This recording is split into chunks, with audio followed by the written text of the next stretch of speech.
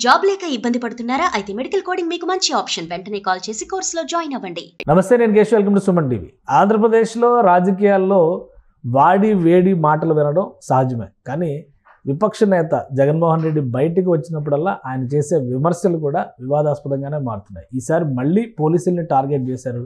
బట్టలు ఓడదీస్తాననేటువంటి మాటలు ఉపయోగించడం పైన అధికార పార్టీ కూటమి నేతలు విమర్శలు చేయడంతో పాటు పోలీసులు కూడా తిరుగుబాటు వ్యక్తం చేస్తున్నటువంటి పరిస్థితి కనిపిస్తుంది. అసలు జగన్ మాట్లాడడం వెనుక ఉన్న వ్యూహం ఏంటి, పోలీసుల రియాక్షన్, ముఖ్యంగా ఒక ఎస్ఐ చేసినటువంటి కామెంట్స్ కూడా ఇప్పుడు వైరల్ అవుతున్నటువంటి పరిస్థితి. సో దీని గురించి విశ్లేషణ చేద్దాం. మనతో పాటు అనలిస్ట్ చంద్ర శ్రీనివాస్ గారు. నమస్కారం. జగన్మోహన్ రెడ్డి గారు బయటకు వచ్చినప్పుడల్లా లాస్ట్ టైం కొన్ని కామెంట్స్ చేశారు, మళ్ళీ దాని మీద విమర్శలు వచ్చినాయి. మళ్ళీ సిమిలర్ అలాంటి కామెంట్సే ఇప్పుడు రాయలసీమ పర్యటనలో, ముఖ్యంగా ఉమ్మడి అనంతపురం జిల్లా పరిధిలో ఉండేటువంటి రాజకీయాల గురించి అందరికీ తెలుసు. సో ఇటీవల జరిగినటువంటి ఒక హత్యోదంతం, ఇది రాజకీయ హత్య అనేటువంటి ఆరోపణ, ఫైనల్గా పోలీసులు టార్గెట్ చేయడం, అసలు సెక్యూరిటీ విషయంలో కూడా పోలీసులు ఫెయిల్ అయ్యారనేటువంటి ఆరోపణలు చేయడం, ఎలా చూడాలి ఇదంతా? అంటే ఇక్కడ అదే పోలీసులు ఈయనకి 5 సంవత్సరాల శిక్షణ రక్షించారుగా. దాదాపుగా పోలీసులకి ఆయన సిబ్బందికి ఆయన ఖర్చు చాలా చూపించారు ఈ ప్రభుత్వం వచ్చిన తర్వాత. మరి ఆ పోలీసులు ఈయన రక్షించినప్పుడు అదే పోలీసుల్ని ఆ డ్రెస్నికి విలువకుండా, ఆ స్టార్స్కి గౌరవించకుండా అలా అనాలోచితంగా మాట్లాడటం అనేది కేశవ్ గారు అది మంచి పద్ధతి కాదు. ఎందుకంటే గతంలో ఏం చెప్పాడు, సప్త సముద్రాలు దాటినా తీసుకొస్తున్నాడు. ఇప్పుడు ఇంకో మెట్టు ముందుకెళ్ళి బట్టలు ఇప్పదీస్తానని చెప్పేసి బాహాటంగా ప్రజల్లో, అంటే ప్రజాస్వామ్యంలో పోలీసులు పాపం ప్రాణాలు సైతం పనంగా పెట్టి అక్కడ శవాలు కనపడుతున్న రోడ్డు యాక్సిడెంట్లైనా అర్ధరాత్రి అంతా అపరాత్రి లేకుండా తన కుటుంబాన్ని వదిలిపెట్టి ఆ శవాల దగ్గర కాపలా కాస్తారు సార్. అంటే వాళ్ళకి 24 hours ఆన్ డ్యూటీ, భార్య పిల్లలను కూడా వదిలిపెట్టి. అటువంటి పోలీసులని, వాళ్ళ ఉద్యోగాన్ని, వాళ్ళ నైతిక ధైర్యాన్ని దెబ్బతీసే విధంగా ఆయన మాట్లాడటం అనేది అది విఘ్నత కాదు. ఎందుకంటే ఒక ముఖ్యమంత్రి కుమారుడు, ఈయన ముఖ్యమంత్రిగా చేశాడు 5 సంవత్సరాలు. యంత్రాంగం వ్యవస్థ మొత్తాన్ని నడిపించిన వ్యక్తి కదా. మరి ఆ టైంలో అది అన్నీ తెలిసి కూడా పోలీసు వ్యవస్థను కించపరిచినట్టుగా మాట్లాడితే ఆయన ఒక ఎస్ఐ ఆవేదన వ్యక్తం చేయడం తప్పేం లేదు. రామగిరి ఎస్ఐ సుధాకర్ ఆయన చెప్పిన మాటలో, నువ్వు ఇస్తే డ్రెస్ ఏమైనా వేసుకున్నావా అన్నాడు. నిజమే, లక్షలాది మందిలో పోటీ పడుతుంటారు పరీక్షల్లోనే కదా, దాంట్లో వేలాది మంది సెలెక్ట్ అవుతారు. 100 మీటర్ రన్నింగ్ చేయాలంటేనే వీళ్ళు చేయలేని పరిస్థితి. రాజకీయ నాయకులు ఎవరైనా చేయగలరా? 100 metre running, long jump, high jump ఏమైనా దొక్కగలరా? మరి అటువంటిది హైట్ ఏమన్నా ఉంటే కదా, అంటే తర్వాత చెస్ట్ కూడా కొలతలు తగ్గట్టు ఉండాలి కదా. అంటే వాళ్ళు దేశం కోసం, ఈ రాష్ట్రం కోసం, ప్రజల కోసం పరిరక్షించాలనే ఉద్దేశంతో అర్ధరాత్రి అపరాత్రి 24 hours ఆ డ్యూటీలో పనిచేసేవాళ్ళు. ఆ డ్రెస్ కోసమే కలలు కానీ ఉద్యోగాలు సంపాదించేవాళ్ళు. వాళ్ళని నైతిక ధైర్యాన్ని దెబ్బతీసే విధంగా మాట్లాడితే ఇప్పుడు ఆయన అన్నదానికి సమాధానం ఏం చెప్తాడు? వాళ్ళ క్యాప్ అయినా తీయగలరా? పోలీసు ఒక కానిస్టేబుల్ క్యాప్ తీస్తే నేరం. కానీ ఒకటంటే, ఒక విషయం ఏంటంటే, ఇప్పుడు జగన్మోహన్ రెడ్డి గారు కానీ వైసీపీ నాయకులు కానీ చెప్తున్న మాట, ఏకపక్షంగా పోలీస్ వ్యవస్థ అంతా కూడా కూటమి నాయకత్వానికి కొమ్ము కాస్తుంది. ఇప్పుడు జగన్మోహన్ రెడ్డి గారి పర్యటనకి కనీస భద్రత కల్పించలేదు. ఆయన హెలికాప్టర్కి విండ్షీల్డ్ పగిలిపోయేంత స్థాయిలో అక్కడ తోపులాట్లో ఘర్షణలు, అంటే ఘర్షణ మీన్స్ అది ఎవరు చేశారు, తోపులాట్లో జరిగిందంటే తర్వాత, బట్ అయితే విండ్షీల్డ్ పగిలిపోయింది. సో ఇలాంటివన్నీ కూడా వాళ్ళు ఒక రీజన్గా చెప్తున్నారు. ఒక విపక్ష నేతకి ఇచ్చేటువంటి కనీస భద్రత కూడా కల్పించట్లేదు అంటున్నారు. ఎలా ఉంటుందండి? ఇప్పుడు ఆయన ఉన్నప్పుడు 5 సంవత్సరాలు పరదాలు కట్టారు, 100 సంవత్సరాలు 50 సంవత్సరాలు చెట్లు కూడా కొట్టేశారు. ఇప్పుడు కూడా అలా పరదాలు కట్టి తీసుకెళ్ళాలి అంటే అది లేదనే, పరదాలు తీసేయండి అని చెప్పి చంద్రబాబు నాయుడు గారు ఫస్ట్ రోజు చెప్పాడు. ఇంకా మీరు మారపోతే నేను మారుతానని అన్నాడు. అంటే శుతిమెత్తంగా ఆ రోజు చెప్పడం జరిగింది. కాబట్టి ఇప్పుడు బాహటంగా ప్రజల తరపున మీరు కాదు అనుకున్నప్పుడు, 11 సీట్లకు పరిమితం అయినప్పుడు, మీరు ప్రైవేట్ సైన్యం ఉంటుంది, ప్రైవేట్ సెక్యూరిటీ కూడా మీకు ఉంటుంది. ఆ పాయింట్ ఆఫ్ వ్యూలో ఎవరు కావాలని నేను చేయరు కదా. ఇక్కడ చేస్తానికి పోలీసులనే, అంటే పోలీసులు ఇప్పుడు రాజకీయ పార్టీలు 5 సంవత్సరాల్లో ప్రజలు మెప్పుగా పరిపాలిస్తే మళ్ళీ ఇంకో 5 సంవత్సరాలు ప్రజలు గెలిపిస్తారు.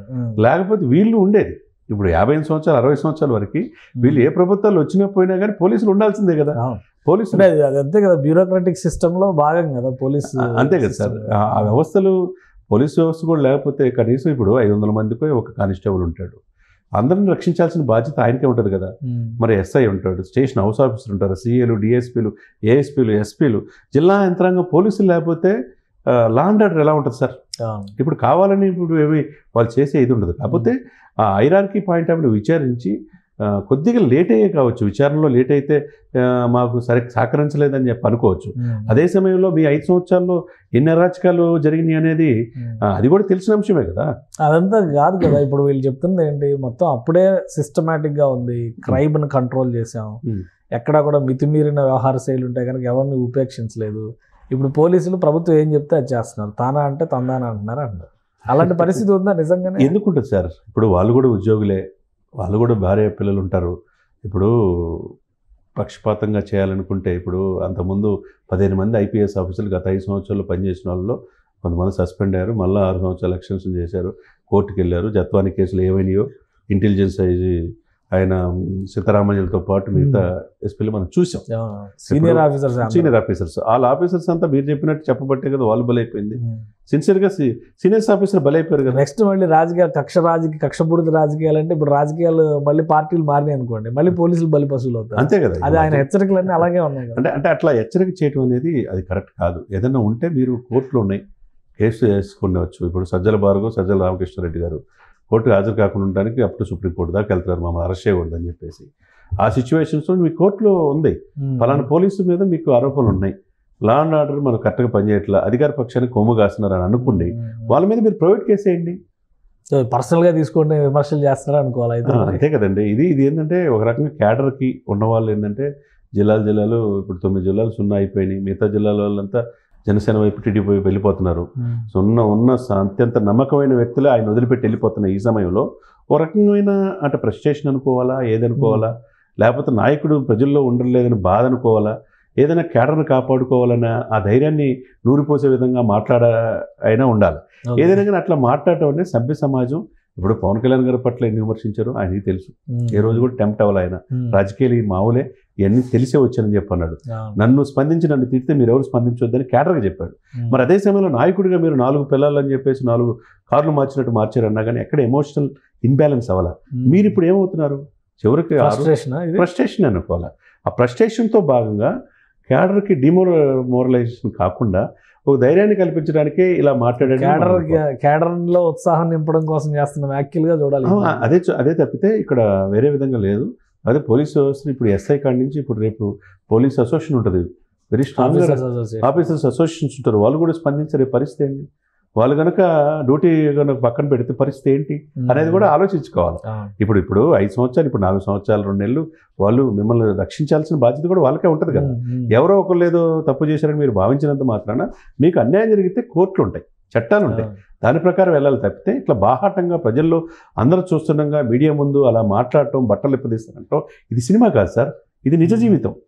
ఆ జీవితానికి తగ్గట్టుగా ప్రజలు వీళ్ళు విప్పితే వాళ్ళకి విప్పడానికి అవకాశాలు ఉంటాయి. అంతే కదా సార్, పోలీసులు ఇప్పుడు నిజ జీవితంలో ఎలా ప్రాక్టికాలిటీకి దగ్గర ఉండాలి తప్పితే బట్టలు ఇప్పదీస్తానంటాం అట్లా మాట్లాడటం అనేది ఆయన 5 సంవత్సరాలు ముఖ్యమంత్రిగా చేసిన వ్యక్తికి ఇది తగదనేది అందరి అభిప్రాయం. Okay, right. థ్యాంక్ యూ చంద్ర శ్రీనివాస్ గారు. ఇది అధికారుల విషయంలో మాట్లాడేటప్పుడు భాష విషయంలో కూడా ఆచితూచి వ్యవహరించాల్సిన అవసరం ఉందని చంద్ర శ్రీనివాస్ గారు విశ్లేషిస్తున్నారు. 5 సంవత్సరాలు ముఖ్యమంత్రిగా చేసిన తర్వాత పోలీస్ అధికారులు బట్టలోడు తీస్తామనేటువంటి పదాలను ఉపయోగించడం ఏమాత్రం సహేతుకం కాదని విశ్లేషిస్తున్నారు. అలానే రాజకీయంగా 2 కూటమి మధ్య అలానే వైసీపీ మధ్య ఉండేటువంటి హోరాహోరీ రాజకీయాలకు పరిమితం కావాలి, కానీ అధికార వ్యవస్థ నైతిక స్థైర్యాన్ని దెబ్బతీసే విధంగా ఉండకూడదని విశ్లేషిస్తున్నారు. ఇది special discussion. Keep watching. Suman టీవీలో మీ పర్సనల్ అండ్ బిజినెస్ ప్రమోషన్స్ కోసం కింది నెంబర్కి కాంటాక్ట్ చేయండి.